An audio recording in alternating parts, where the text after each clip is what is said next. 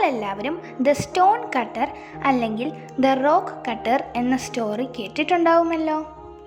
ഞാൻ ആ സ്റ്റോറിയെ ഒരു പോയത്തിൻ്റെ രൂപത്തിൽ എഴുതിയിട്ടുണ്ട്. നമുക്കിന്ന് ആ പോയ ഒന്ന് കേട്ടാലോ.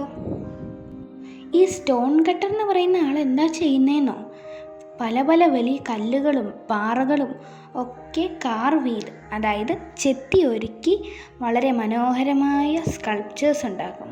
അതായത് വളരെ മനോഹരമായ ശില്പങ്ങൾ ഉണ്ടാക്കുന്ന ആളാണ് stone cutter.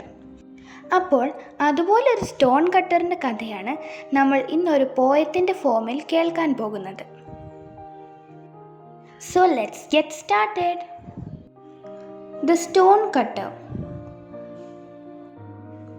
The stone cutter is one who craves stones to something, beautiful sculptures that everyone admires and keeps as something, big treasure for the future to show to generations that is to come on the way. The story tells us to be happy about who we are and what we have. Long, long ago there lived a stone cutter who worked on stones. In a small village he lived, making beautiful shapes out of stones.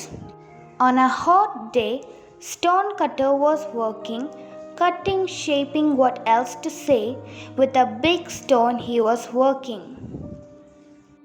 Felt very tired after many hours, decides to rest under a shady tree, fell asleep and saw a dream.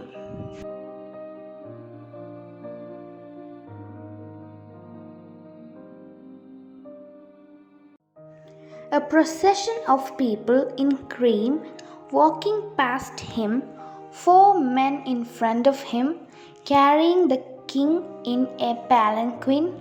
Soldiers and attendants followed them.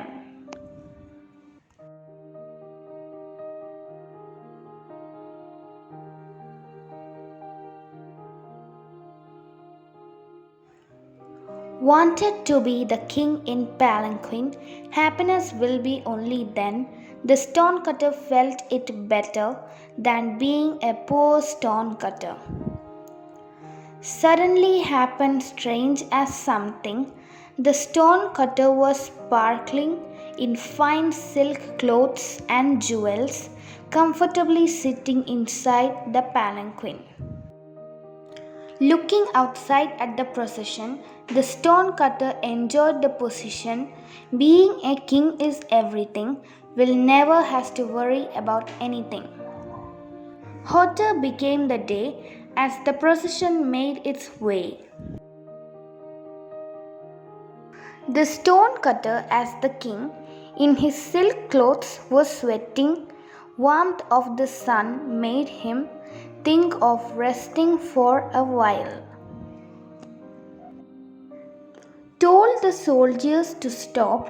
Then the chief of the soldiers said, King had swore to punish him if not back in palace before sunset, hence not possible to stop to keep the time as it was said.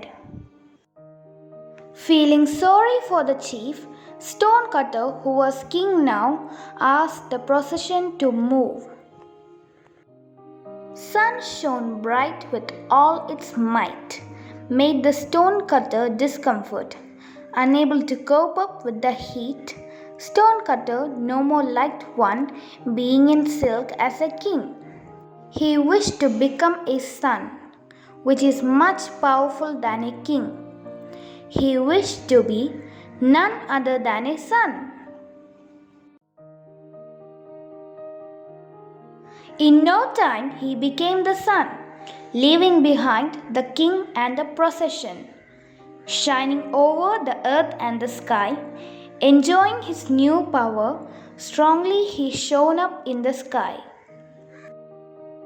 Over the hills and everywhere, dried up water and burned the yields, destroyed with heat everywhere, life was dying in house and fields.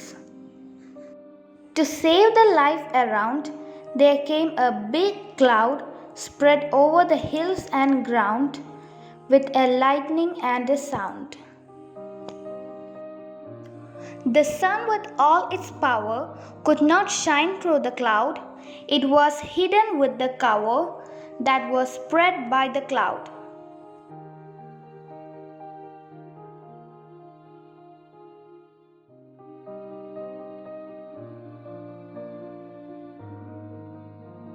The stonecutter, being the sun, felt the cloud to be much powerful than the sun, wished to become a big cloud which could hide the mighty sun.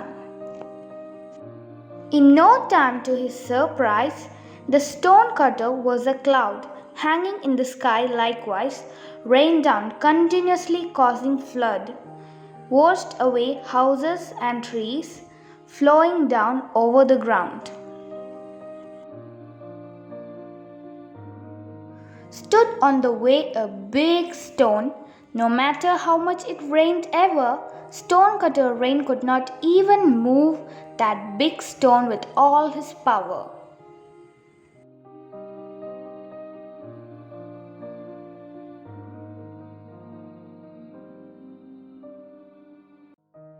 Realized the stonecutter finally that the stone is stronger than the cloud. He spoke to himself quietly, "If I were a stonecutter, then I would cut and shape the stones." The powerful of all is none other than anyone working with stone. Who else is it other than stonecutter? Once again he was stonecutter. Woke up happily from dream, started working with his tools and stone.